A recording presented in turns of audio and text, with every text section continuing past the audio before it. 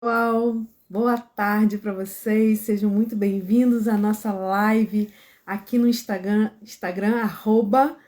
TDAH para Profissionais, que é um canal aqui criado especialmente para você que atende crianças com TDAH, seja na clínica ou seja na escola. Então, seja você professor, psicopedagogo, psicólogo, essa live e esse canal aqui é para você. Foi criado especialmente para você, para te ajudar na sua formação continuada, te ajudar a desenvolver cada vez mais a sua prática clínica e a sua prática também pedagógica aí nos atendimentos a crianças com TDAH. Oi, Laine, seja bem-vinda. Estamos aqui numa live, já tem um tempinho, né, que a gente não faz live aqui. Já tava com saudade. E hoje eu pensei nessa live, porque assim, gente, quando a gente começa a trabalhar, né, no início é muito difícil, né? O início a gente fica com muitas dúvidas, a gente se sente segura e a gente comete alguns erros, né? Claro que os erros a gente continua cometendo sempre, porque a gente vai errar mesmo, não tem jeito. Mas no início a gente comete alguns erros, assim, que são erros, vamos dizer assim, erros básicos, né? E, claro, esses erros acontecem não por maldade ou por desleixo nosso, mas por falta de conhecimento, falta de experiência, né? A gente está começando, a gente está se aprofundando aí no conhecimento, ganhando experiência, e a partir disso a gente começa a perceber que algumas coisas que a gente faz não são bem legais, né? Que não dão muito certo. E eu pensei essa live justamente para te ajudar, compartilhando alguns erros que eu cometi no início, né? E principalmente, gente, alguns erros que eu venho percebendo nos profissionais que têm me contratado para fazer supervisão dos casos, né? Algumas coisas que eu tenho percebido que são comuns. E eu queria dividir com vocês isso para que vocês possam refletir sobre esses pontos. São 5 pontos que eu percebo aí que são comuns, né, nos atendimentos, e que vocês possam refletir junto comigo e a gente tentar amadurecer um pouco essas ideias, né, pensando formas diferentes de fazer para que a gente não caia nesses erros e não comprometa aí a qualidade dos nossos atendimentos, tá? O nosso papo aqui ele tem um foco principal nos atendimentos com psicólogos e psicopedagogos. Mas se você é mãe de TDAH e vai chegar aqui no nosso canal, porque eu sei que tem algumas mães que nos acompanham, né, e quer participar e tá aqui ouvindo a nossa live, não tem problema. Por quê? Porque você, mãe, se você souber, né, alguns dos principais erros que a gente não deve cometer na hora, né, de atender uma criança com TDAH, você vai conseguir perceber se esses erros estão acontecendo aí, né? E, claro, gente, não é para poder apontar o dedo pro profissional, dizer que ele é ruim, que ele não presta, não é para isso, tá? Nós, como eu falei, né, nós estamos sempre nos aperfeiçoando e aprendendo. E o grande lance é a gente conseguir fazer sempre essa autoavaliação, esse automonitoramento, né, das nossas ações, identificar coisas que não estão dando certo e começar a corrigir. Essa é a grande sabedoria e é o grande pulo do gato aí para quem quer ter uma carreira sólida, né, e conseguir oferecer um serviço de qualidade. Então, você que é mãe, né, você pode identificar alguns pontos, não para criticar, não para achar que o profissional é ruim, mas para colaborar, né, nesse processo, né, trazendo algumas reflexões, fazendo algumas perguntas, né, propondo algumas situações aí no dia a dia do atendimento do seu filho, tá bom? E você que é professora, também está assistindo essa live ou está entrando aqui com a gente, né? Você também pode utilizar esses conceitos que a gente vai falar, né, essas ideias aqui, lá na sua prática pedagógica. Você vai fazer, claro, as devidas adaptações, né, os ajustes para a questão do atendimento em sala de aula, mas são conceitos que você também vai poder utilizar, tá bom? Então, hoje a gente vai falar sobre os 5 principais erros que os profissionais costumam cometer quando atendem crianças com TDAH. E se você parar para analisar, né, são os 5 principais erros que acabam, às vezes, fazendo com que o atendimento à criança não tenha tanto resultado ou esse resultado acabe demorando um pouco para chegar, tá? A gente vai conseguir potencializar e otimizar os nossos atendimentos a partir do momento que a gente faz essa autorreflexão e a gente começa a pensar sobre esses pontos e a corrigir alguns deles na nossa prática, caso esteja acontecendo, tá bom? Oi, Eliane, seja bem-vinda. Boa tarde. Estamos aqui nesse sábado para conversar e a gente já vai começando, porque assim, a live, gente, ela é bem objetiva, mas o legal vai ser o nosso bate-papo, né? Então, assim, faça perguntas, comente aqui o que eu for falando, né? Se quiser colocar a sua experiência, se você já passou por essas situações que eu vou citar aqui, se você já corrigiu, o que você percebeu, né? Se realmente teve mudança. Então, é uma live mesmo para a gente poder interagir, para que a gente possa conversar, porque ela é bem objetiva, né? Então, eu vou dar algumas orientações, mas é uma live que o bom dela e o legal dela vai ser a nossa interação. Acho que ela vai ficar mais rica nesse sentido, tá bom? Então, fiquem à vontade para colocar aqui nos comentários o que vocês quiserem perguntar, o que vocês quiserem comentar, tá bom? Então, vamos começar, gente. Como eu falei, né, quando a gente começa a atender, e eu particularmente, né, eu atendo hoje quase todos os meus pacientes são pacientes TDAH, né, é o meu nicho de trabalho, é o meu nicho de atendimento. Claro que eu não atendo só TDAH, né, mas é o principal, é o meu ponto principal, né, o meu nicho principal de atendimento.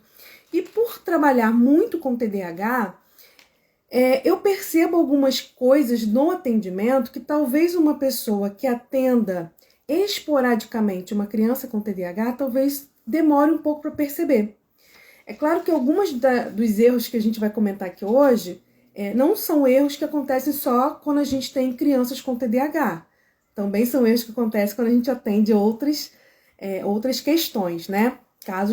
Outros casos também. Mas eu percebo muito quando eu atendo crianças com TDAH e quando eu faço supervisão, né, de psicólogos e psicopedagogos, esses erros sendo recorrentes. E eu cometi alguns erros desses no início, né? Eu estou usando até essa palavra erro, mas entendam assim, não como um erro, mas como talvez um equívoco ou uma etapa do processo do nosso desenvolvimento profissional. Que eu acho que são coisas que talvez a gente faça, né, ou todo mundo faz no início, por falta de experiência mesmo, né, por falta de aprofundamento, de conhecimento, mas que com o tempo a gente vai corrigindo, tá? Então vamos começar. Deixa eu só colocar aqui o tempo para eu não me perder. Colocar aqui o tema da nossa live também, para quem for chegando não ficar perdida. Fixar aqui. Fixou. Então, vamos lá. Bem, os 5 erros, gente, na verdade, eles estão interligados. Vocês vão ver que a gente vai falar do primeiro, do segundo, interligando, do terceiro, do quarto, até a gente fechar no quinto, tá? Então, assim, se você não faz o primeiro, né, ou se você comete o primeiro erro, melhor dizendo, provavelmente você vai entrar na cascata aí dos erros seguintes, tá? Provavelmente. Mas pode ser que não, mas provavelmente sim. Por quê? Porque um erro acaba puxando o outro. É como se fosse assim, se a gente começa errado, né, o que vem depois vai acompanhando isso. Então, é bem provável que os demais também estejam inseridos aí na sua listinha. Então, vamos lá. Primeiro erro, que é comum, que eu percebo bastante, que eu tinha também essa ideia no início, mas que graças a Deus, né, consegui perceber a tempo, e hoje, claro, meu trabalho é totalmente diferente, mas eu percebo ainda muitos profissionais com esse problema que eu vou falar agora, que é o seguinte: quando uma criança com TDAH chega para você atender, seja você psicólogo, seja você psicopedagogo, o que acontece? A gente vai identificar primeiro a seguinte coisa: é uma criança que já tem diagnóstico ou é uma criança que está com suspeita de TDAH? E aí, quando a criança está com suspeita de TDAH, automaticamente a gente já sabe que ela está chegando para a gente para fazer uma avaliação. A gente vai precisar avaliar essa criança para contribuir aí para o diagnóstico, para identificar se essa criança tem ou não TDAH. Até aí tudo bem. Agora, quando a criança chega pra gente já com o diagnóstico fechado, o que muitas vezes acontece? É o profissional pegar aquele laudo que está escrito ali, né, TDAH, o profissional, na cabeça dele, né, ele faz uma listinha de coisas que ele já sabe que o TDAH apresenta de problemas. Ele conversa com a família ali, né, naquela primeira entrevista ali com a família, faz uma anamnese, enfim. E ele coleta algumas informações, né, por exemplo, meu filho tá com muito problema na escola, não consegue aprender, ou então, meu filho tá com muita impulsividade, acaba brigando muito na escola, ou muito em casa, e tá. E aí, o profissional, né, com o que ele sabe sobre TDAH, e sobre o que é dito ali naquela primeira entrevista com a família, ele vai começar o atendimento com a criança. E aí ele começa a cometer o primeiro erro, que é não fazer uma avaliação. Então, gente, é muito comum, tá? A gente cair nesse erro porque a gente pode falar assim, olha, essa criança veio para a avaliação ou ela veio para a intervenção. Gente, não existe criança que chega pra gente, seja na psicologia ou seja na psicopedagogia, que primeiro a gente não precisa fazer uma avaliação, ainda que ela já tenha o diagnóstico. Então, toda criança que for chegar para mim, eu preciso fazer uma avaliação com essa criança. Se ela tiver o diagnóstico, eu não vou fazer uma avaliação para diagnóstico, mas eu vou precisar sim fazer uma avaliação com essa criança. Oi, Silmara, seja bem-vinda. Então, assim, gente, eu atendo pessoas, né, profissionais para fazer supervisão, e a primeira coisa que eu pergunto, né, você recebeu essa criança, ela já tinha laudo, você fez uma avaliação com ela? Não. Então, esse é o primeiro erro. E esse primeiro erro, que é quando a criança chega pra gente, é que vai desencadear uma série de outros erros que vêm depois. Então, assim, gente, toda criança que chega pra gente, com diagnóstico ou sem diagnóstico, ela tem que passar pelo processo de avaliação. É claro que a avaliação que eu vou fazer para diagnóstico é um processo mais minucioso, vai entrar ali alguns elementos, né, que eu preciso incluir para poder identificar se aquilo que ela está apresentando é TDAH ou não é, ok. Mas independente disso, se a criança chega pra gente, mesmo com o diagnóstico fechado, a gente precisa fazer uma avaliação. Porque é através da avaliação que eu vou mapear todas as habilidades e inabilidades que a criança tem, né? Ó, a Silmara tá colocando, preciso saber qual habilidade ela ainda não conseguiu alcançar. Exatamente, né? Exatamente. Por quê? Porque quando a gente recebe a criança que vem lá com rótulo, né, que vem com o diagnóstico TDAH, gente, TDAH, apesar de não estar assim nos documentos, né, mas TDAH é um espectro, né, existe uma variação, uma variedade de fenótipos, né, variedade de expressões de TDAH em cada pessoa. Então, não dá pra gente pegar TDAH e achar que toda criança ou todo adolescente vai estar encaixado no mesmo perfil. Existe uma série de diferentes perfis de TDAH.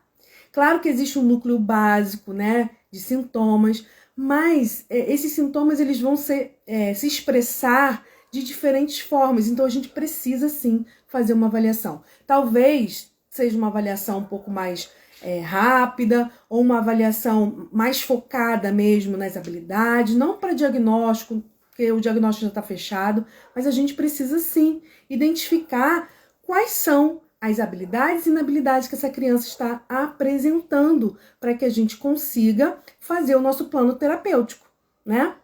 Ó, a Eliane tá colocando, porém muitas mães querem logo intervenção. Como contornar essa situação? Olha só, as mães querem intervenção porque elas querem resolver o problema. Então, como que elas vão entender isso? Quando a gente explicar para ela. Então, assim, mãe, não existe só um tipo de TDAH. O seu filho com TDAH tem um perfil, tem uma história de vida, tem um contexto familiar, um contexto escolar, né, que é totalmente diferente de uma outra criança. Se a mãe tiver 2 filhos, você pode até comparar o seu filho X é igual ao seu filho Y? Não, então o seu filho com TDAH também não é igual a outra criança com TDAH. E para eu saber aquilo que realmente eu preciso trabalhar no seu filho, eu preciso passar por esse processo de avaliação.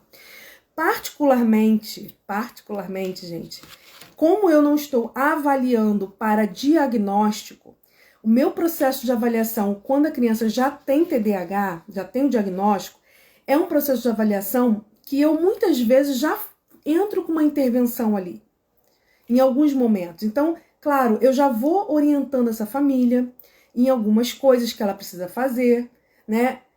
Eu vou ali limpando, né, esse aquário, limpando, organizando esse ambiente familiar, porque independente da inabilidade que a criança está apresentando, o contexto familiar precisa ser estruturado e organizado, né? Então eu já vou entrando com algumas intervenções, principalmente a nível de orientação familiar, mas eu preciso passar por essa avaliação, tá? Então geralmente eu faço essa avaliação entrando um pouco nesse processo de intervenção, mas eu preciso fazer esse processo de avaliação e eu preciso explicar isso para a família. Explicar para a família por quê e o que eu vou fazer nesse processo. Quando a família entende, ela tende a compreender e aceitar e colaborar, tá? Então, assim, eu não tive nenhum problema nesse sentido, tá? Já tive sim, como você falou, né? As famílias chegam querendo que eu resolva o problema, querendo que eu faça intervenção. Aí, às vezes, você fala assim, eu vou precisar de X tempo para fazer a avaliação, mais ou menos tantas sessões. Elas ficam apavoradas, né? Porque elas querem, porque vai demorar, é um mês, 2 meses, dependendo do caso. E, às vezes, a família quer para agora. E a gente precisa orientar essa família, né? Orientar é a melhor forma de fazer com que eles consigam compreender e também aderir, tá? Então, é dessa forma, não tem outro jeito. Mas isso a gente precisa ter segurança no que a gente está falando, né? A gente tem que ter esse processo bem estruturado na nossa cabeça para poder explicar isso de uma forma que eles não só entendam, mas também que eles percebam valor nisso que a gente está falando. Que eles percebam que se a criança passar por esse processo de avaliação, vocês vão ganhar lá na frente. Tá? Vão ganhar em tempo, vão ganhar em qualidade, né? Vão ganhar em desenvolvimento. Então, isso precisa estar bem, bem claro para vocês, para que vocês possam explicar isso, né? Eliane, geralmente o primeiro contato pelo celular, mas o que eu faço, tá? No celular eu passo as orientações básicas, mas a gente não consegue entrar muito nos meandros do processo por telefone.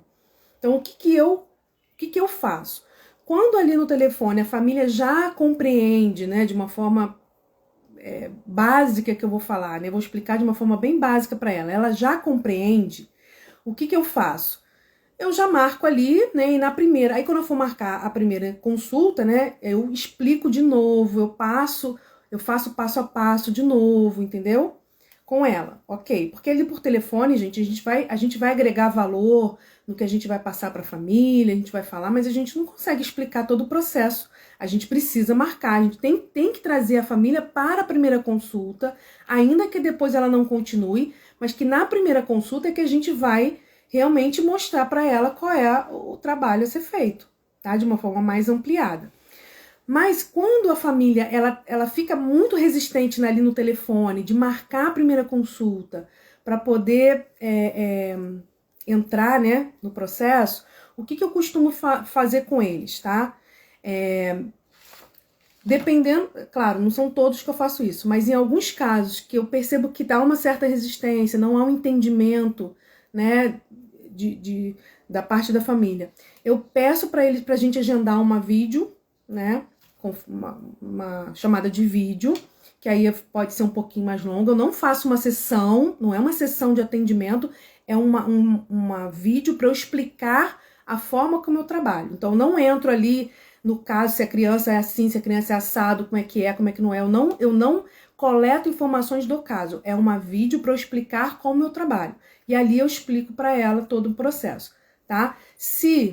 Dependendo da situação, eu até falo para a família que se eles fecharem, essa vídeo fica como um atendimento dentro do pacote que a gente vai fazer, ou não. Às vezes eu nem cobro essa conversa, porque não é um atendimento, entendeu? Eu não estou atendendo a família, coletando informações, sabendo do caso, não. Eu só estou conversando com ela ao invés de por áudio, né? Eu estou conversando ali no vídeo para explicar para ela como é o meu processo de atendimento e que na primeira consulta a gente vai falar sobre o caso. Então, às vezes eu faço isso e costuma dar certo, tá? E isso é um vídeo de mais curto, né? Só é focado, gente. Então, assim, a gente precisa ter isso muito bem estruturado, o nosso processo de trabalho, porque se a gente abre uma chamada de vídeo, os pais querem fazer consulta. E eles precisam entender, olha, não é uma consulta, é só para eu te explicar como funciona. E se você se sentir segura, para que você se sinta segura em fechar o nosso atendimento. Entendeu? Então, vai depender muito mais da gente, da nossa assertividade, do que dos pais, tá? Criança tem TDAH, mas temos que montar um plano interventivo em cima da nossa avaliação das habilidades que a criança está com dificuldade. Isso, vamos entrar nisso aí agora.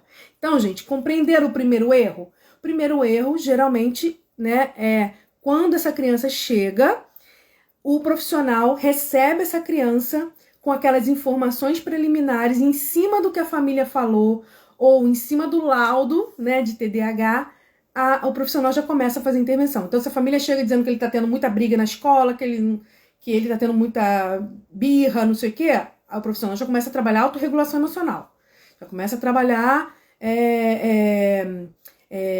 autorregulação emocional. Vou dar um exemplo desse que eu citei aí, entendeu? E não faz uma avaliação do processo. Esse é um erro gritante, gente. Nós precisamos sim fazer uma avaliação, tá? E a avaliação, claro, dentro da psicologia, né, a gente tem um viés, dentro da psicopedagogia a gente tem outro viés, mas a gente precisa sim fazer essa avaliação para fazer esse mapeamento, tá? E aí, seguindo para o segundo erro, que é consequência dessa falta de avaliação, né, geralmente, é que muitos profissionais, quando vão atender crianças com TDAH, focam no sintoma e não nos prejuízos. O que significa isso, Juliana?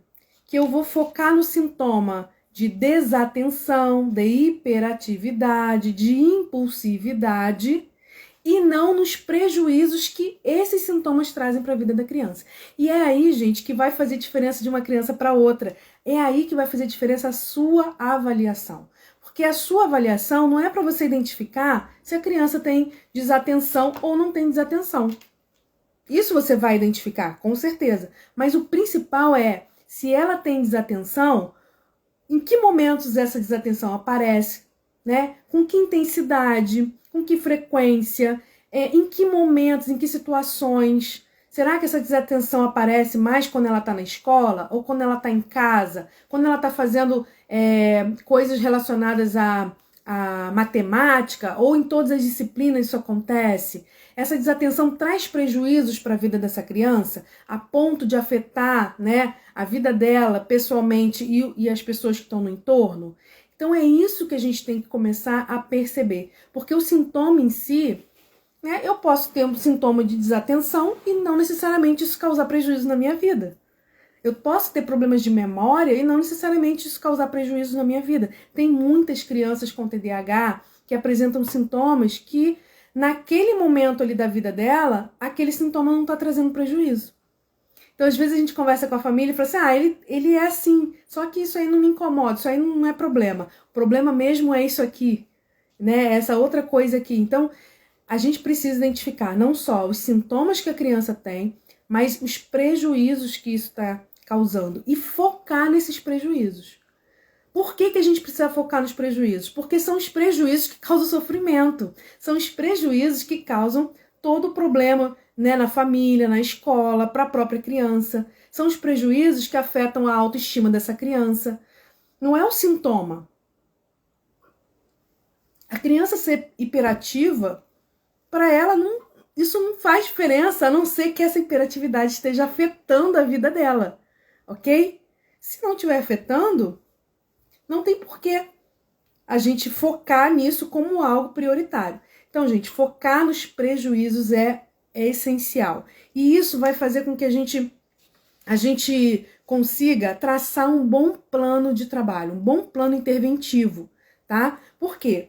A gente fez a avaliação, mapeou as habilidades e inabilidades, mapeou os sintomas que ela está apresentando, mapeou todo o contexto que esses sintomas aparecem, a gente mapeou os prejuízos que esse sintoma está gerando ou não, né? A intensidade desses prejuízos, o quanto isso está mobilizando essa criança, está mobilizando as pessoas que convivem com ela.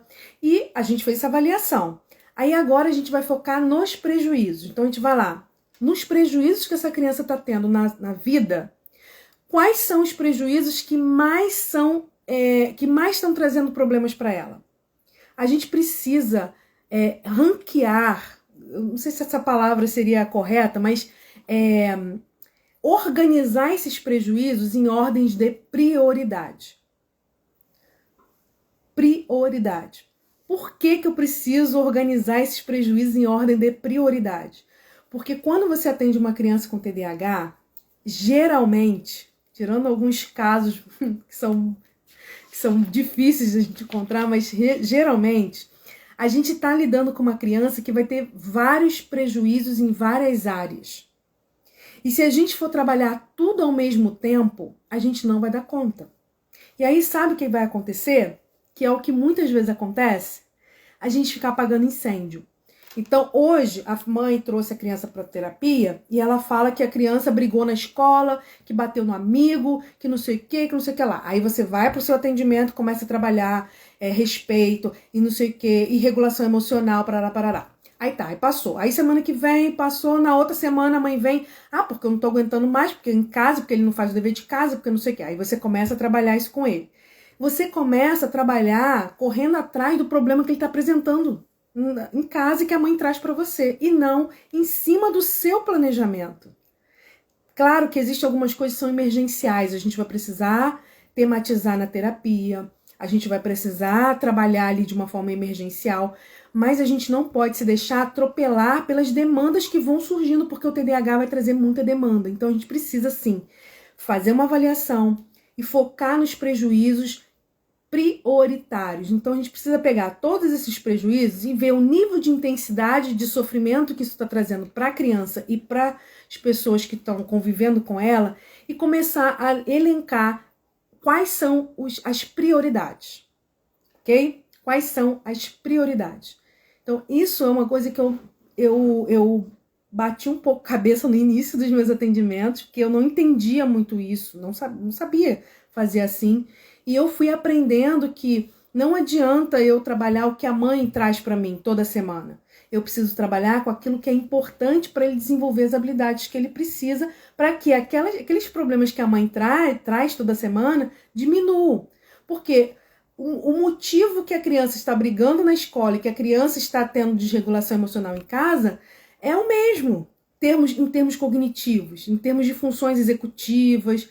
Então eu preciso identificar qual é essa habilidade, né? E trabalhar essa habilidade para que o comportamento dele comece a mudar nos ambientes que ele está se inserindo. E para isso eu preciso focar naquilo que realmente está trazendo maior prejuízo para a criança.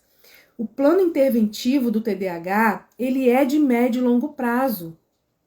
Ele não é um plano de uma semana, de 2 semanas, de um mês. Ele é um plano interventivo de no mínimo 3 meses. E que a gente vai renovando a cada 3 meses de acordo com a nossa avaliação, né? Que a gente precisa fazer novas avaliações, reavaliar essa criança de tempo em tempo.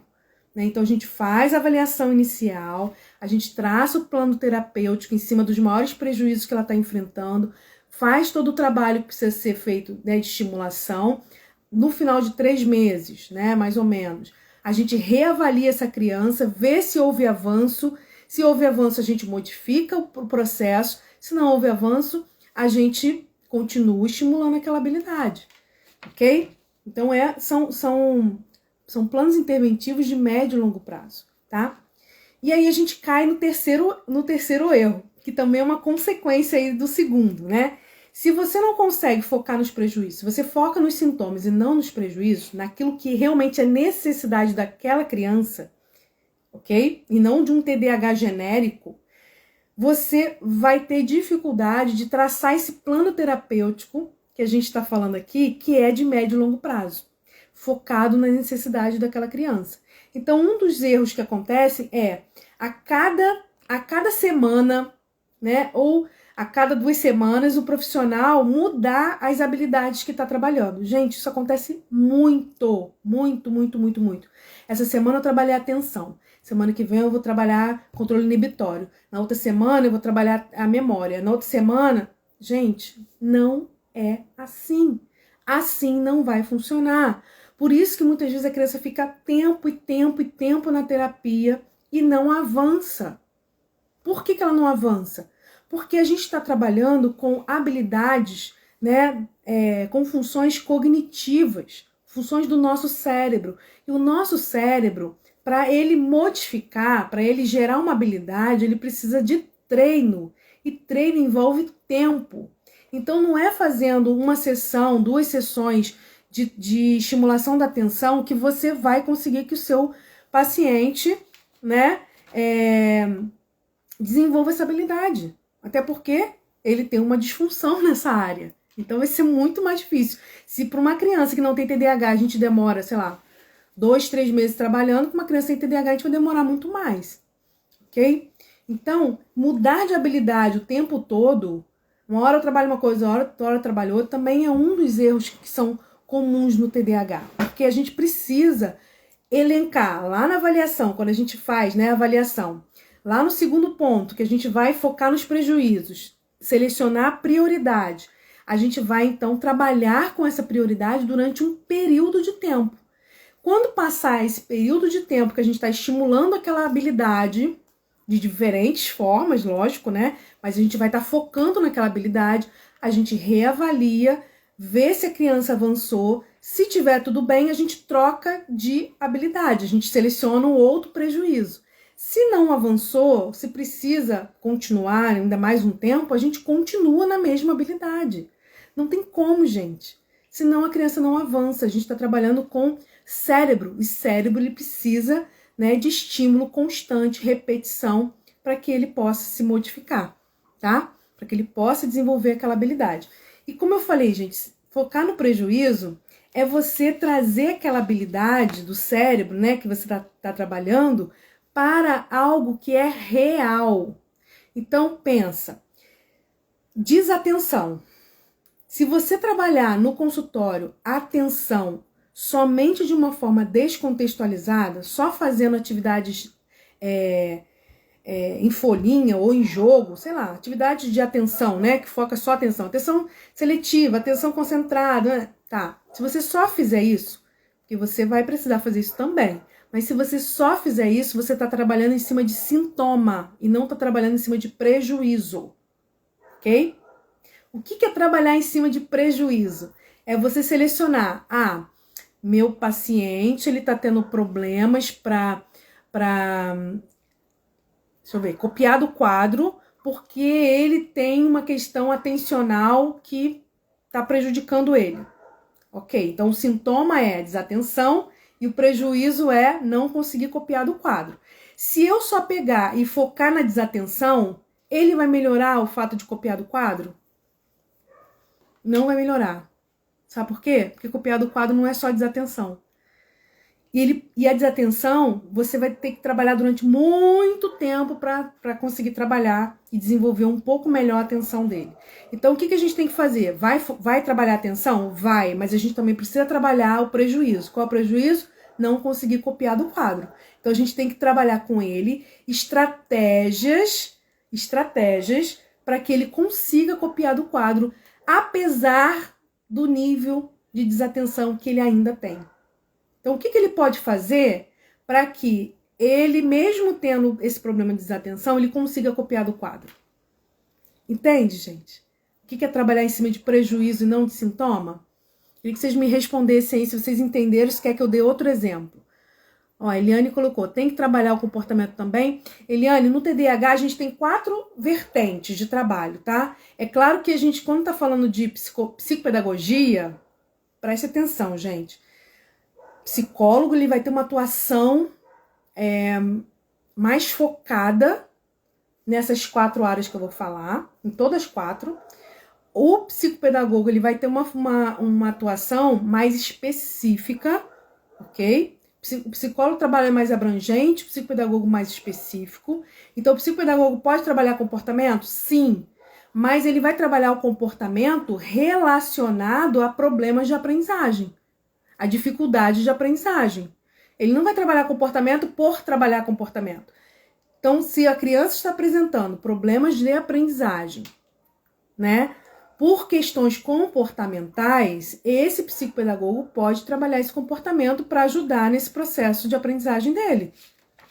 Ok? Então, assim, não trabalhem descontextualizado, porque vocês vão sair do foco do atendimento de vocês, tá bom? Mas pode sim, tá? E aí, o que é legal é você pegar, né, o psicopedagogo junto com o psicólogo, porque o psicólogo é essencial no tratamento do TDAH. O psicopedagogo, ele é um profissional complementar, caso a criança precise, mas o psicólogo, ele não vou dizer que é obrigatório, mas é uma especialidade quase que obrigatória no tratamento, é essencial, vamos dizer assim, essencial. Então, trabalhar junto, porque aí você pode trabalhar ali as questões comportamentais mais voltadas para a aprendizagem e o psicólogo trabalhar a questão comportamental mais abrangente, tá? Ó, a Alane falou, imaginava que focando na atenção, por exemplo, a melhora escolar seria um reflexo. Pode até melhorar, Alane, mas vai demorar muito, entendeu? Porque assim, a criança vai ter que desenvolver atenção e ela vai ter que transpor isso para um aprendizado lá da sala de aula. Porque o processo da sala de aula é um processo contextualizado e é um processo que envolve outros tipos de aprendizagem além da atenção. Tá bom? Então, a gente precisa, assim, focar no prejuízo. Então, assim, é o sintoma, sim, que a gente vai trabalhar, mas esse sintoma trazendo prejuízos, porque a desatenção vai trazer trocentos prejuízos para essa criança. Agora, desses trocentos prejuízos, quais são os prioritários? Quais são os que realmente estão trazendo maior sofrimento para essa criança? Maior desgaste, maior prejuízo mesmo. Aí a gente foca nesses, tá? Então, a atenção dentro da sala de aula é totalmente diferente da atenção que a criança tem quando ela está no consultório, que é diferente da atenção que ela tem quando ela está em casa. O uso dessa habilidade, tá? Então, ok, pessoal? Então, olha só, a gente sempre vai fazer uma avaliação com a criança, independente dela ter diagnóstico ou não, porque a gente precisa mapear as habilidades e inabilidades, os contextos que essas inabilidades estão acontecendo, os prejuízos, a intensidade, tudo isso a gente vai mapear na avaliação. Mapeou isso na avaliação, a gente vai traçar um plano de intervenção. Esse plano de intervenção, ele não pode ser focado só nos sintomas, ele precisa incluir os prejuízos, quer dizer, os contextos que esse sintoma está trazendo problemas para essa criança, tá? E aí, a gente vai selecionar os prejuízos principais para que a gente possa trabalhar, ok? E aí, quando a gente vai selecionar esses prejuízos, a gente vai, então, traçar um plano de ação, né, um plano interventivo de médio a longo prazo. Então, vamos pensar aí, gente, no mínimo 3 meses, de 3 a 4 meses. Mas 3 meses você pode traçar, selecionar aquela habilidade, aquele prejuízo, trabalhar. Se você conseguiu perceber que já avançou, reavalie essa criança. Claro que vai ser uma reavaliação, né, mais rápida, mais objetiva. Identificou avanço? Podemos mudar para outra coisa? Podemos. Não, ainda preciso de mais tempo, eu preciso rever o meu planejamento, e aí então eu faço isso, tá? Sendo a hipótese diagnóstica TDAH, deve-se propor uma intervenção para depois encaminhar para o psiquiatra, eu faço as duas coisas.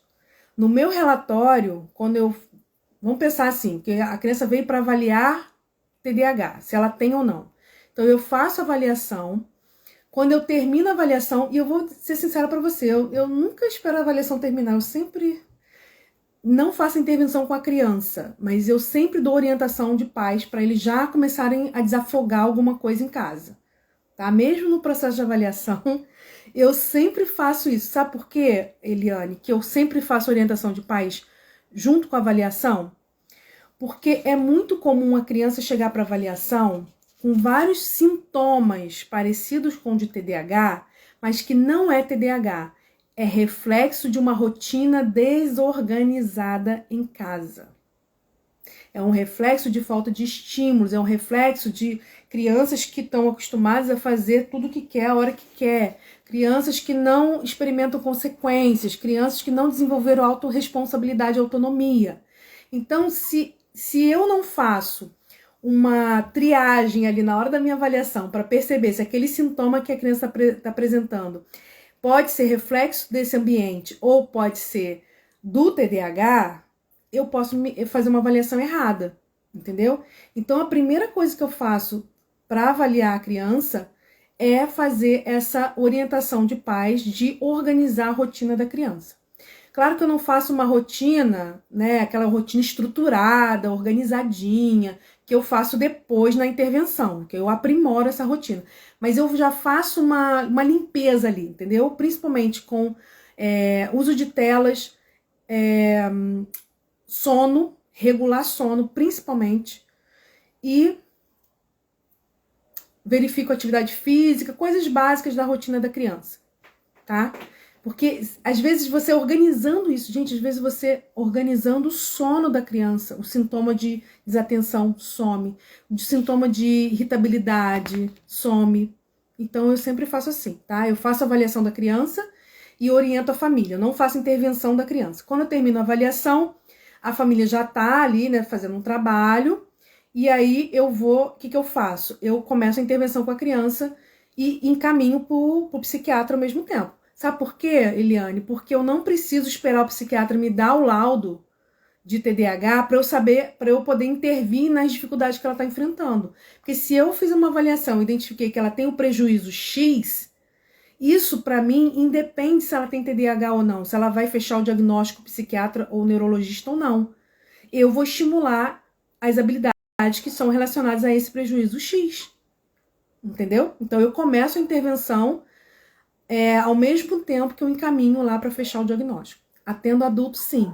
Atendo sim. TDAH eu atendo adulto. Fora TDAH eu não atendo adulto. Tá bom? Adulto eu só atendo casos de suspeita ou já fechado o diagnóstico TDAH, tá? Criança e adolescente, eu atendo TDAH, mas atendo outras questões também. Então, vamos lá. Então, para a gente não ficar mudando de habilidade em habilidade a cada sessão, a gente precisa ter esse plano de intervenção a médio e longo prazo, né? Onde a gente vai focar nos principais prejuízos. E aí a gente entra no quarto erro. O quarto erro, gente, é consequência de todos esses outros que a gente falou. Se eu não tenho um plano de intervenção de médio e longo prazo, se eu fico mudando de habilidade em habilidade, né? Hoje eu trabalhei atenção, amanhã eu faço, semana que vem eu vou trabalhar memória, na outra semana eu trabalho, sei lá, controle inibitório. Se eu trabalho dessa forma, hoje eu trabalhei atenção dividida, semana que vem eu trabalho outro tipo de atenção. Se eu fizer assim, gente, o que vai acontecer? Eu vou ficar muito mais focada nos recursos que eu tenho que trabalhar, né? Qual atividade eu vou dar? Qual recurso eu vou dar? Porque às vezes, gente, às vezes as pessoas me procuram, né, para tirar dúvida, ou para perguntar se eu vou dar um curso, se eu vou dar supervisão. Aí fala assim: você vai dar supervisão? Você dá os materiais? você oferece os materiais? Eu falei: gente, eu até ofereço. Não tem problema oferecer, né? Te ceder alguns materiais que eu tenho. Para mim isso não tem problema. A questão é que não são os materiais que vão fazer diferença.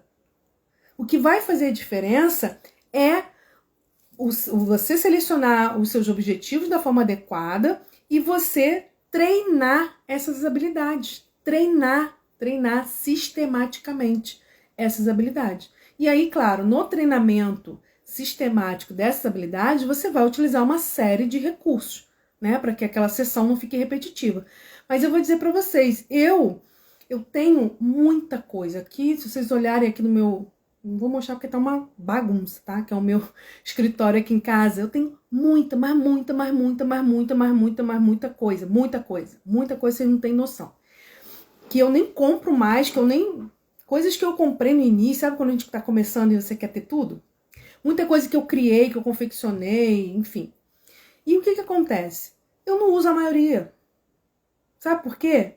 Porque quando eu vou trabalhar, eu já sei mais ou menos as habilidades que eu quero trabalhar, o que eu preciso fazer. Então, eu às vezes pego um jogo, vou dar um exemplo do Uno, gente. O Uno, eu acho que eu já joguei mais de 10 mil partidas de Uno nesse meu tempo aí de psicóloga, porque primeiro que as crianças e adolescentes amam, e eles querem sempre a mesma coisa. Então, eu uso o Uno, e eu tenho um Uno, aquele Uno comum. Eu tenho o Uno, que é com... o desenho do Uno são as carinhas do emoji. Eu tenho um Uno de vários tipos. Eu até falo para os meus pacientes que eu faço coleção de Uno. Onde eu vejo um Uno diferente, eu compro. Por quê? Por que eu comprei esse das emoções, né? Que é dos emojis. Pena que eu não tô com ele aqui para mostrar para vocês. Por quê? Porque ali eu tô jogando Uno com a criança, mas eu tô também com os emojis das emoções. Então eu faço psicoeducação das emoções com aquele Uno. Eu faço identificação das emoções. Eu faço uma série de coisas. Entendeu? Eu faço uma série de coisas com aquele recurso. Então, se a gente for ter recurso para tudo, a gente não vai ter onde guardar tanta coisa. Então, um recurso, que é o Uno, que a gente pode trabalhar, que se a gente fosse falar, trabalha X coisas, eu trabalho X, Y, Z, porque não é o recurso, é a minha capacidade de, olhando esse recurso, extrair uma intervenção. Então, não é o recurso, é a intervenção que faz a diferença.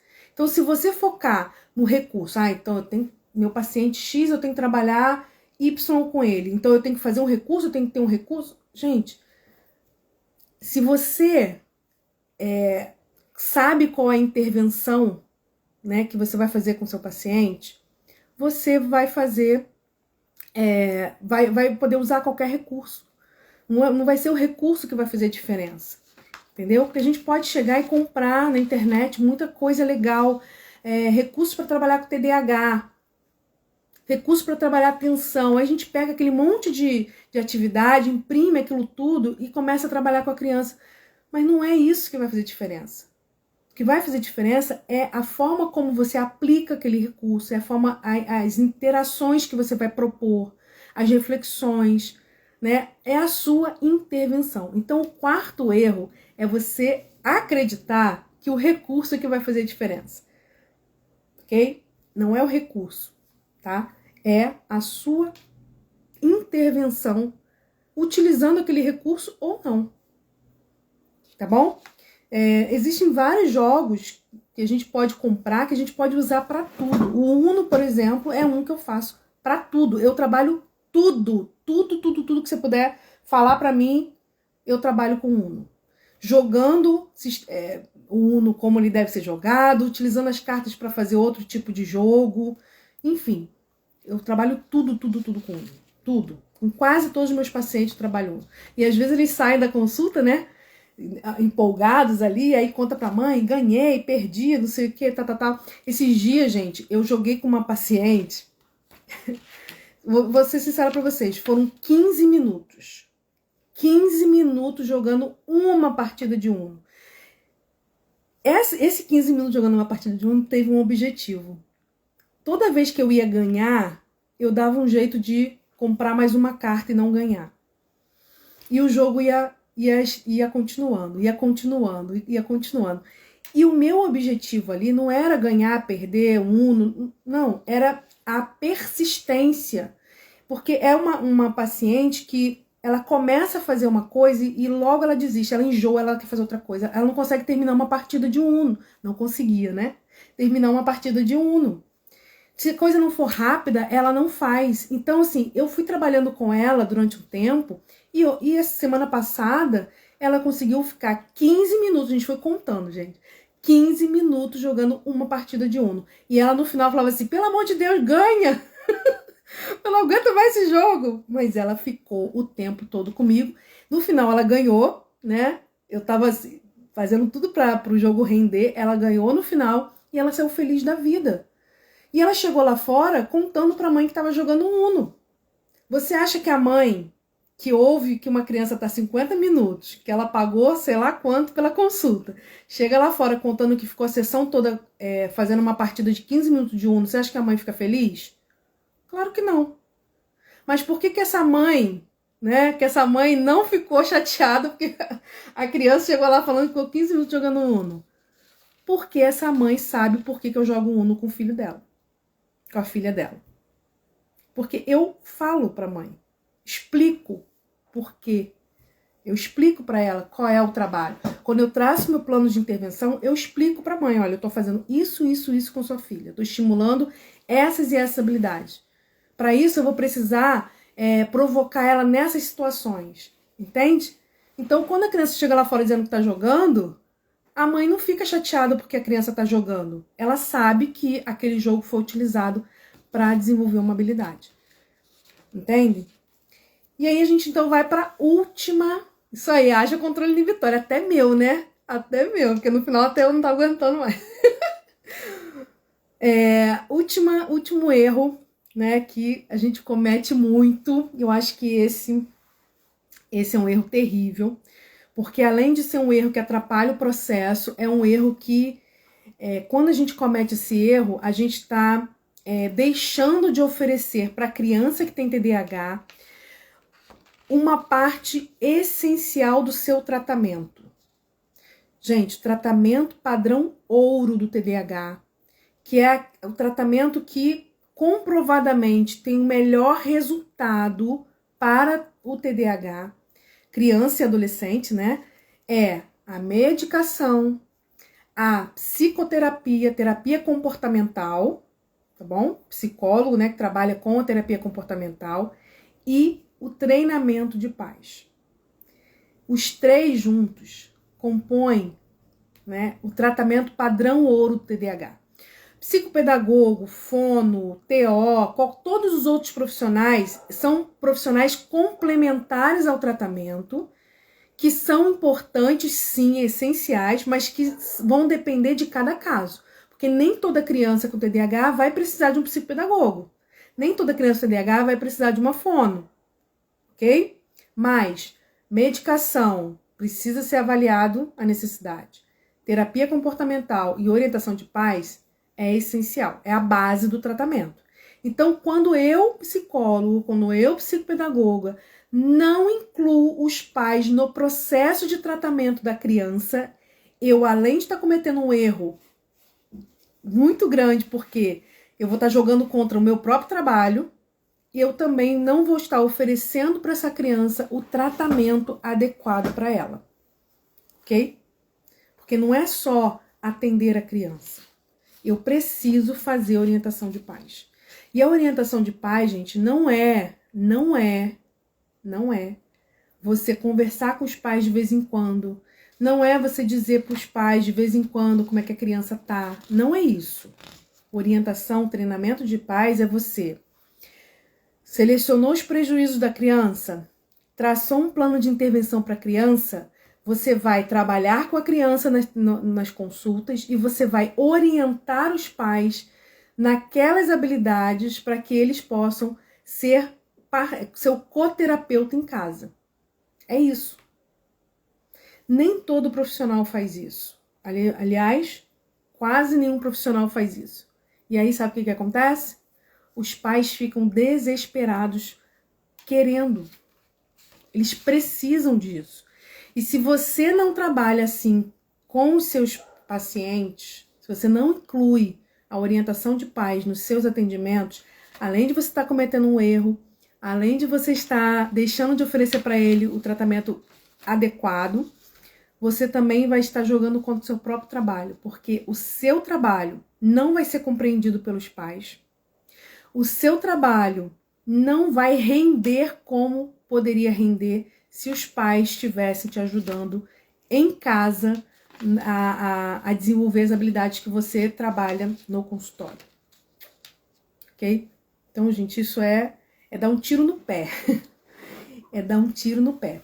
Quando a gente não inclui os pais no tratamento. Ok? Então, a gente precisa fazer esse movimento de trazer os pais.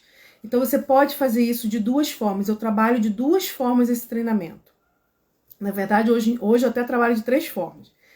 Primeira forma, você atende a criança e você faz a orientação de pais em paralelo. Então, como que eu faço, tá? Porque eu sei que fica fica oneroso para os pais. Então eu faço assim, eu faço um pacote de atendimento mensal, onde eu incluo 4 sessões com a criança, uma cada semana, e uma sessão, no mínimo, uma sessão com a família para orientação de pais, onde ali eu dou o retorno do que está acontecendo, mostro a proposta do mês seguinte e dou algumas orientações para os pais, né, do que eles podem fazer, do que eles não podem fazer, enfim, dou algumas orientações. É no mínimo uma. Dependendo do caso, eu até coloco mais uma, mas no mínimo uma de orientação. Tá? Então são 5 sessões, 4 com a criança, uma com a família, ok? Ou você pode fazer só a orientação de pais. Então, eu tenho alguns pais que eu atendo, que eu não atendo a criança, eu só atendo os pais para fazer o treinamento de pais. A criança é atendida por outra psicóloga e eu faço o treinamento de pais. E eu, né, tenho o meu treinamento de pais online também, que aí a família, né, pode contratar esse treinamento online, que é um treinamento gravado, não é um treinamento que eu faço individualmente. E ele pode contratar esse treinamento, né? É tipo um formato de curso, mas não é bem um curso, mas é mais ou menos um formato de curso.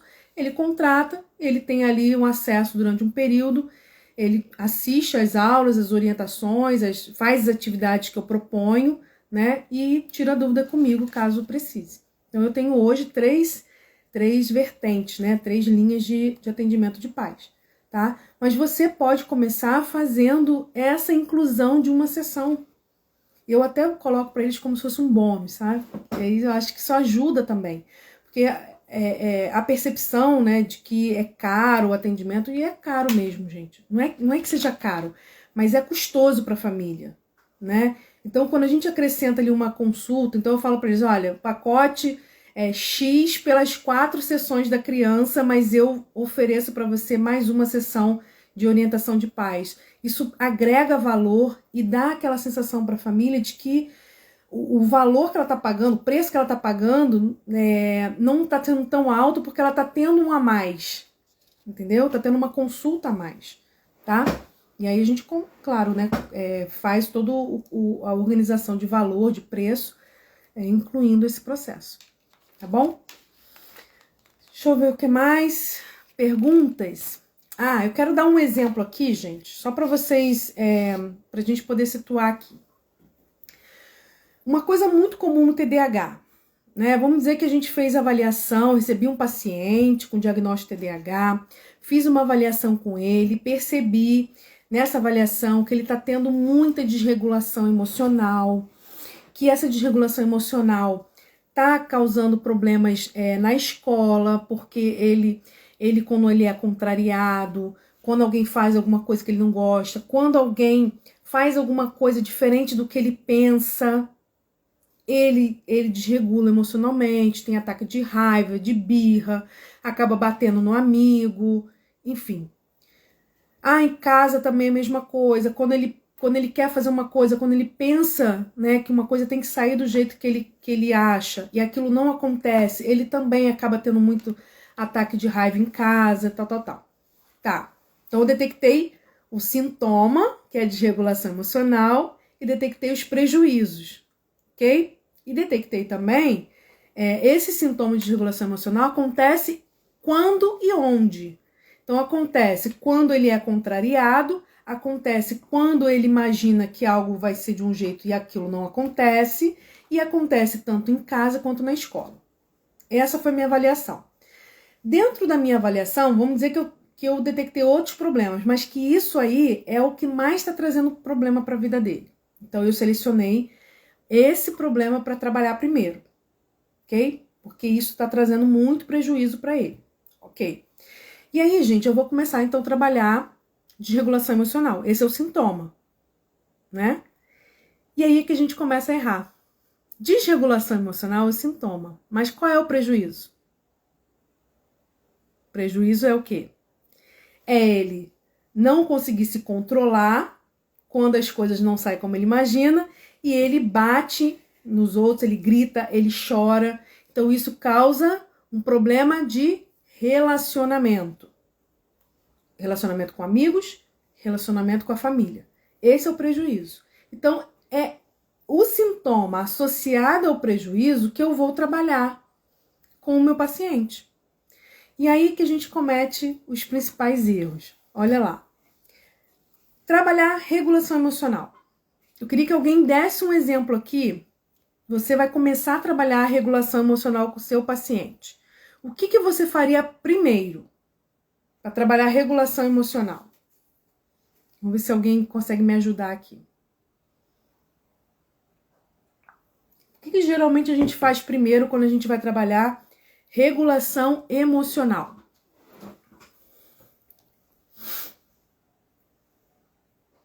Vamos ver se alguém consegue me responder, senão eu vou falar. O que geralmente a gente começa trabalhando quando a gente vai trabalhar regulação emocional com uma criança? Ó, psicoeducação das emoções, sobre as emoções. Tá. O que mais que a gente trabalha quando a gente vai trabalhar regulação emocional? Pode dar outros exemplos aí. Além da psicoeducação, o que mais que a gente faz?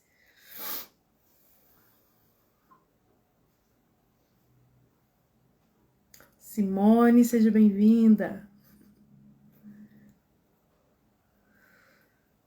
Não sei se tá dando delay. Mas, ó, geralmente o que a gente faz, né? A gente faz a psicoeducação, a gente trabalha com ensinando técnicas de respiração. Ó, a Eliane falou, respiração diafragmática, a gente faz o canto da calma, o pote da calma, não é isso? Coisas para a criança se acalmar, né? Geralmente é isso, ó, você entende as suas emoções, e aí quando você estiver sentindo que você tá ficando com raiva, você vai e usa essa técnica que você vai se acalmar, não é assim? Tá, vamos lá. Ó, controle da raiva, ok. Agora me responde uma coisa. A ou B? Crianças com TDAH, elas, letra A, bota aí quem for respondendo, a letra A ou a letra B? Crianças com TDAH, elas funcionam da forma A ou da forma B? Forma A, pensa, depois age, ou forma B, age, depois pensa? Vamos responder aí para ver se... Crianças com TDAH funcionam de que maneira? Letra A, pensa, depois age, ou B, age, depois pensa? Ó, a Eliane colocou B. B. Jaciana, B. Ou mais um.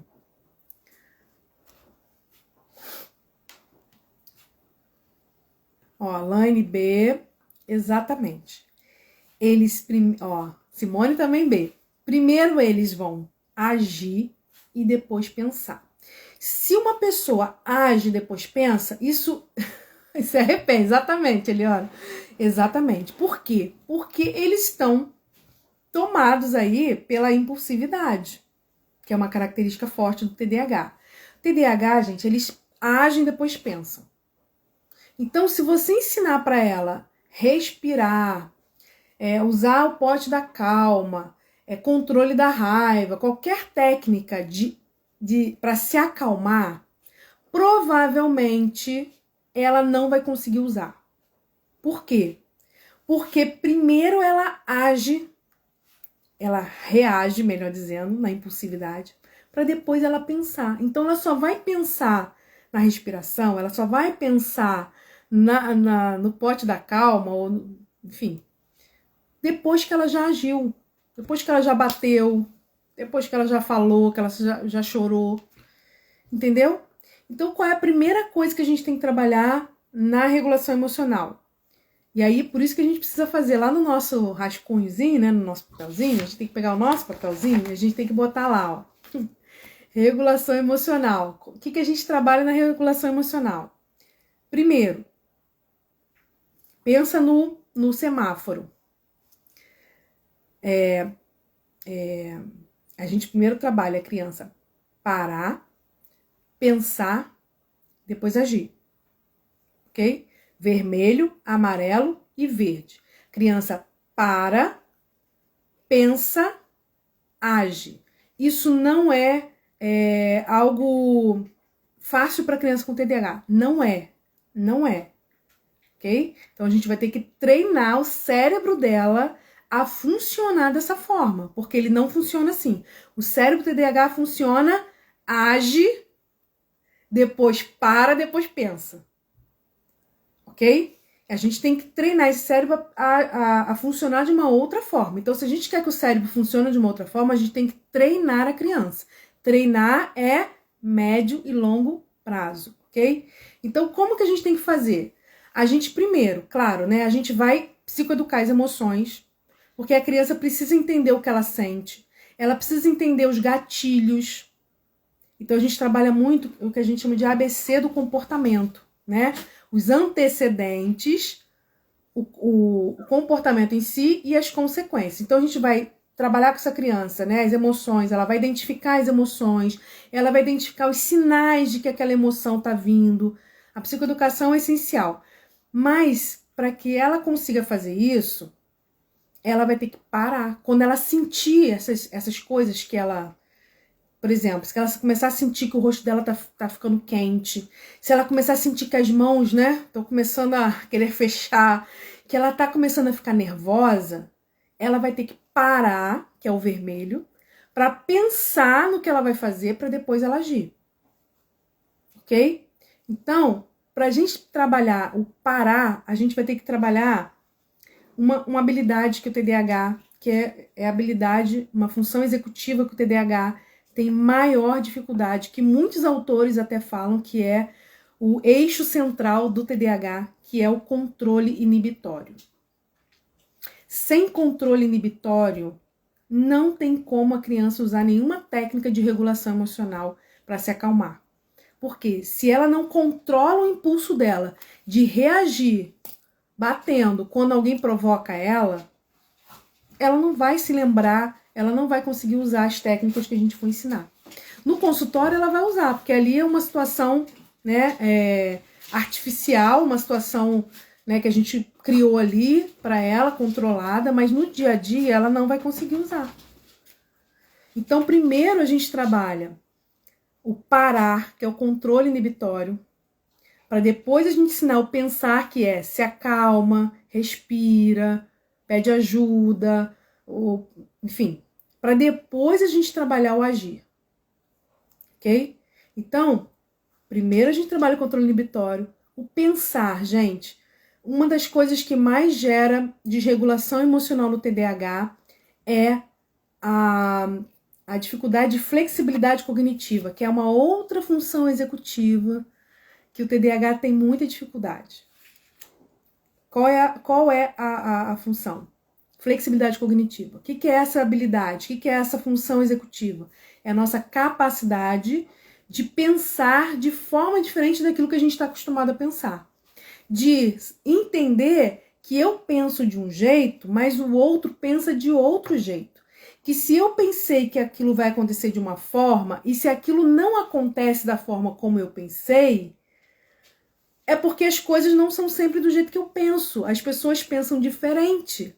E eu preciso ter essa capacidade de flexibilizar o pensamento e não ter um pensamento rígido, né? O cabeça dura, mas é assim, é rigidez de pensamento mesmo. Então, são crianças que às vezes elas não conseguem, por exemplo, as mães vão levar para a escola e ela passa sempre pela mesma rua. Se passar por uma rua diferente, elas acham estranho, elas reclamam, porque elas estão acostumadas a passar pela mesma rua. Entendeu? Então, essa dificuldade de flexibilidade de pensamento faz com que a criança desregule, porque ela acha que aquilo vai acontecer do jeito que ela pensou e não acontece, ela se frustra e aí ela desregula emocionalmente. E aí, quando ela desregula emocionalmente, o que acontece? Ela tem dificuldade de controlar o impulso e bate, ou chora, ou grita, ou joga alguma coisa no chão, né? E aí a gente tem todos os problemas que a gente sabe, todos os prejuízos que a dificuldade de regulação emocional traz para a vida dela. Então, ó, trabalhar regulação emocional, você vai psicoeducar as emoções? Ok, mas você tem que trabalhar sistematicamente flexibilidade cognitiva, controle inibitório e memória operacional ou memória de trabalho. Porque a memória operacional, a memória de trabalho, é que vai fazer com que essa criança recupere aquela informação que você deu da psicoeducação, das técnicas que você ensinou, que ela recupere isso, manipule isso, que ela pense, que ela articule, que ela decida qual é a melhor solução para aquele problema. Entende? Então, adianta só você ficar trabalhando as emoções e respira isso e aquilo? Você pode até ter um resultado, mas não vai ter um resultado tão eficaz se você trabalhar as habilidades de base da regulação emocional, que é controle inibitório, flexibilidade cognitiva e memória operacional. Ok? Senão a gente vai ficar batendo cabeça. Batendo cabeça, batendo cabeça, batendo cabeça. Entenderam, gente? Qual é a questão? Então, assim, quando eu for selecionar o sintoma é desregulação emocional. Ok? Mas eu vou trabalhar a desregulação emocional em si? Não, eu vou trabalhar essa desregulação emocional dentro do prejuízo. Qual é o prejuízo? É a realidade, o contexto que aquilo ali aparece. É quando ela não consegue as coisas do jeito dela. Então, eu vou ter que trabalhar essa habilidade com ela. Então, isso tem a ver com o quê? Flexibilidade cognitiva. Isso tem a ver com o quê? Controle de impulso, ok? Então, priorizar esses 3, sim. Mas, como eu falei, trazendo essas habilidades para a realidade, para o contexto de vida da criança. Se você for trabalhar só flexibilidade cognitiva, só... deixa eu ver se eu acho aqui. Só controle inibitório, só de uma forma técnica de habilidade, talvez você não consiga o resultado que você poderia conseguir, tá? Eu dei um exemplo só para vocês terem uma noção. A gente começa sempre trabalhando algo fora da criança para depois trazer a criança para a situação. Então, ó, eu até dei um exemplo nos stories esses dias, né, sobre esse livro aqui, o Guloso, né, do Ratinho. Eu trabalhei a técnica de resolução de problemas, flexibilidade cognitiva, com essa historinha aqui. Porque é uma historinha que não tem texto, ela é só imagem, tá vendo? E aí aqui acontece o seguinte, ó, o ratinho foi pegar o queijo, tá? Tem até aqui, eu vou mostrar pra vocês. Bom que eu já imprimi, eu posso mostrar pra vocês. Aqui, ó. O ratinho foi lá, pegou o queijo, foi arrastando o queijo para entrar na casinha. Só que quando ele foi entrar na casinha, o queijo era muito grande, não conseguiu entrar. E aí o ratinho ficou pensando, e agora? O que eu faço? O que eu trabalhei com a criança? Eu fui contando a história para ela, né? A gente foi explorando as imagens. Quando chegou nessa parte aqui, eu joguei a bola para a criança. E agora? Vamos pensar, o que esse ratinho pode fazer para resolver esse problema? A criança, ela vai dar uma solução. Só que a história continua e nem sempre a forma que a história vai continuar é o que a criança imaginou, entendeu? Então, a criança pode ter pensado, né? A maioria dos meus pacientes falou assim, vamos cortar o queijo. E a historinha aqui não corta o queijo. O que o ratinho faz? Ele come, né? E aí eles falam assim, mas ele comeu o queijo todo, tal. Falei, calma, gente, olha, você pensou nessa solução, mas ele pode pensar de uma outra forma. Uma outra criança pode pensar de uma outra forma. Cada um tem uma solução para o mesmo problema. Agora, será que a solução que ele pensou deu certo? Aí a gente vai avaliar a consequência de escolha. Tudo isso nessa historinha. Eu peguei a historinha, escaneei, para poder fazer com meus pacientes online também. Escaneei e criei assim, ó. Quer ver? Ó. Então aqui, ó. Ele teve o primeiro desafio, né? E agora? O que eu faço? Aí, o que eu fiz com meus pacientes? Peraí. Rapidinho. Ó, e agora? O que eu faço para entrar na minha casa? Né, eu fiz uma montagem aqui, e aqui, ó, o paciente colocava duas soluções que ele poderia dar. 2 soluções. Depois dessas 2 soluções, a gente ia pensando aqui nas consequências. Ó, primeira solução. Vamos pensar, que consequências, se eu escolher essa solução que você está dando, o que vai acontecer? Então, se eu cortar o queijo, como você está falando, o que pode acontecer? Ah, pode acontecer isso, pode acontecer isso. Então, eu pensei soluções para o problema, pensei consequências e depois, então, eu avalio, eu então escolho uma solução. Então, eu fiz isso com as crianças e a gente trabalhou flexibilidade cognitiva, a gente trabalhou solução de problemas, parar e pensar antes de agir. A gente trabalhou um monte de coisa, respeitar a opinião do outro, tudo numa historinha só. Depois que eu trabalhar bastante historinha, que a gente trabalha sempre na terceira pessoa primeiro, aí eu vou trabalhar com a história da criança. Então, então agora a gente já aprendeu a usar, né, a resolver problemas. E agora vamos pensar num problema real da sua vida? Olha, você estava lá na sua sala, né, que você me contou, e você estava lá com seus lápis de cor, sua canetinha e tal, e um amigo seu pegou a sua borracha sem pedir. Isso acontece muito no TDAH. Não, não é que eles são egoístas, não, mas se você não pedir, às vezes eles não emprestam porque a mãe falou que não pode sumir, e aí eles criam aquela rigidez de pensamento que não pode emprestar. Então ele pegou sua borracha sem pedir, você foi lá e bateu nele e tomou a borracha da mão dele. Vamos pensar aqui, ó. Seu amigo pegou sua borracha sem pedir. Qual seria a solução para esse problema? Então, primeiro a gente trabalha a técnica, né? Na terceira pessoa, porque ele não tem envolvimento emocional no processo. Depois que ele desenvolveu aquilo, a gente traz para a realidade dele, o problema real. Descontrole inibitório reflete na escrita? Sim, sim. Porque a impulsividade na hora de escrever também pode aparecer, tá? O controle inibitório, gente, envolve todo tipo toda a nossa capacidade de inibir comportamentos, pensamentos e fala, né? Que não são relevantes para aquele momento. Então, o controle inibitório é aquela criança que fala aquilo que não deve no momento errado, porque ela tem dificuldade de inibir uma fala que não é apropriada para aquele momento. É aquela criança que age, né, também de uma forma inadequada. É aquela criança que tem dificuldade de tá brincando com a outra, tá cutucando o outro. Então, são comportamentos que não são adequados. A própria desatenção, e aí alguns autores, né, os principais autores aí, o Russell Barkley, fala que o TDAH é um problema de controle inibitório. O que eles falam, né? Que o problema da atenção no TDAH vem da dificuldade de controle inibitório, que é a nossa capacidade de controlar, de inibir, melhor dizendo, de inibir estímulos irrelevantes.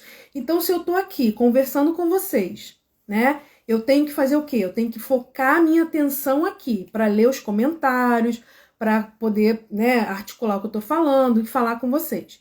Se eu não tenho um bom controle inibitório, qualquer coisa no ambiente pode roubar minha atenção e me fazer ficar perdida no que eu estou falando, com o que vocês estão escrevendo, que a gente está conversando. Entenderam? Por quê? Porque os estímulos vêm e eu não consigo inibir esses estímulos irrelevantes.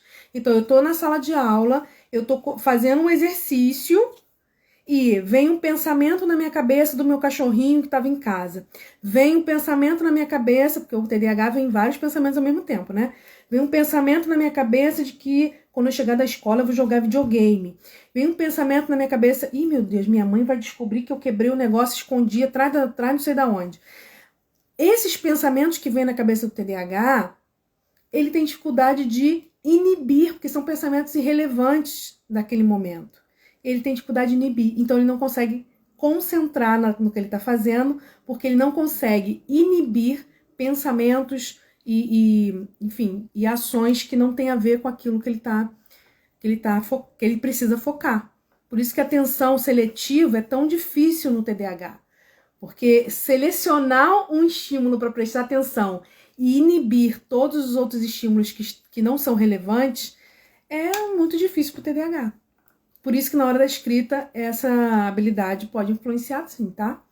porque aí você pode errar mais na hora da escrita, a própria letra, né, ficar ruim por conta da impulsividade, da rapidez de querer escrever, tudo mais. Ok, pessoal, eu acho que a gente falou bastante coisa, né? Alguém quer perguntar mais alguma coisa? Sim ou não? Vocês querem sugerir algum tema para a gente fazer a nossa próxima live? Algum tema relacionado a TDAH que vocês acham que a gente poderia abordar numa próxima live, que eu pudesse trazer aqui a parte de teórica, né? Lógico que a gente precisa, mas também uma parte prática. O que vocês sugerem aí? Se vocês sugerirem, eu posso me organizar para a gente fazer a próxima live com o tema de vocês. E eu aproveito já para convidar você que não está no nosso grupo do Telegram, nosso grupo de profissionais, que não está no nosso grupo do Telegram, que entre lá no nosso grupo. O link está aqui na bio do Instagram, para que você possa participar lá com a gente, né? A gente possa trocar. A gente vai retomar o nosso estudo de caso, então é por lá, pelo grupo do Telegram, que a gente faz toda essa movimentação, né, do nosso estudo de caso. Então, se você não está lá no nosso grupo, eu convido você para estar. É um grupo que a gente pode trocar experiência, tá? Você está atendendo uma criança com TDAH, ficou com uma dúvida em alguma coisa, a gente não vai fazer uma supervisão no grupo, lógico, né? Mas tirar uma dúvida ou outra, a gente tá ali para isso. Ó, a Alane tá sugerindo focar na avaliação. Tá. Essa avaliação que você está falando, avaliação para diagnóstico ou avaliação já quando a criança já tem diagnóstico? Porque é bem amplo, né, a avaliação. É bem amplo. Ah, e outra coisa, eu ia falar uma coisa, acabei que eu emendei em outra e eu acabei que não falei. Acho que foi Eliane, perguntou da parte do comportamento, né? O que a gente trabalha no TDAH? São 4 eixos. O eixo comportamental, o eixo cognitivo, que aí entra as funções cognitivas, atenção, memória, funções executivas, linguagem, a parte de habilidades sociais e a parte emocional. São 4 eixos que a gente tem de atendimento no TDAH, tá bom? Ó, a Lani tá falando avaliação com suspeita de TDAH e Eliane, intervenção em TDAH adulto, já que é tão difícil materiais para isso. É verdade. Vou te falar uma coisa, Eliane. Tanto a avaliação quanto o tratamento do TDAH, ele é basicamente o mesmo, tá? Na criança, no adolescente e no adulto. O que vai fazer diferença é que alguns recursos a gente vai utilizar, alguns recursos diferentes, mas basicamente, né, são os mesmos, e são os prejuízos. Então, assim, você ter dificuldade de regulação emocional quando você é criança, o prejuízo é um. Quando você tem dificuldade de regulação emocional na adolescência, é outro. E na vida adulta é outro. Então, é o mesmo sintoma com prejuízos diferentes, né? A questão de começar e não terminar as coisas, né? Isso traz um tipo de prejuízo na infância, um tipo de prejuízo na adolescência, um tipo de prejuízo na vida adulta. E aí, em cima do prejuízo, é que a gente vai focar a nossa intervenção.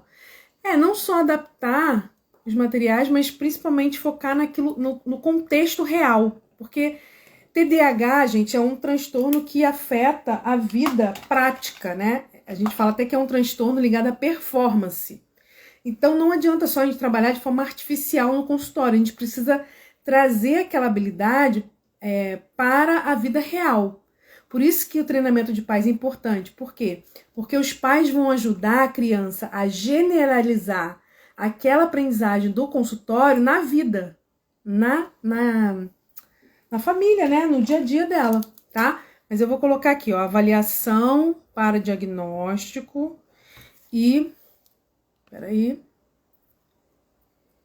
Intervenção em TDAH adulto. Como tá aparecendo o TDAH adulto, né? Muita coisa. Eu tô recebendo muitos casos para avaliação e para intervenção TDAH adulto. Vamos fazer assim. Então, eu anotei esses 2 e as nossas 2 próximas lives vai ser sobre isso. Show? Ok? Tudo bem? Podemos encerrar então? Quero agradecer muito aqui a presença de vocês. Agora a gente vai retomar as nossas lives aqui, que é uma live mais focada para profissionais, numa linguagem mais adequada, né, com foco diferente. As nossas lives lá do perfil TDAH para Mães, vocês são super convidados a participar, porque são orientações que eu dou para mães, então são conhecimento, aprendizado que vocês podem utilizar para orientar os pais que vocês atendem, tá bom? Então vocês são super bem-vindas lá, né, no nosso Papo de Mãe TDAH, que acontece toda quarta-feira lá no Instagram, @TDAH para Mães. E aqui a gente vai focar mais, né, nessa coisa mais técnica, mais focada em atendimento mesmo. Eliane, será no sábado? Sim, assim, eu vou tentar fazer as lives daqui do nosso canal aqui no sábado, porque meio de semana eu já não tenho mais horário para nada. Então, eu acredito que vai ser sempre no sábado, 17 horas, mas eu vou confirmar para vocês, tá? Mas a princípio será no sábado, aos sábados, tá? 17 horas, que eu acho que é um horário bom, tá? Pra gente poder fazer. Mas e depois eu confirmo. Se eu conseguir um horário meio de semana, quem sabe, né?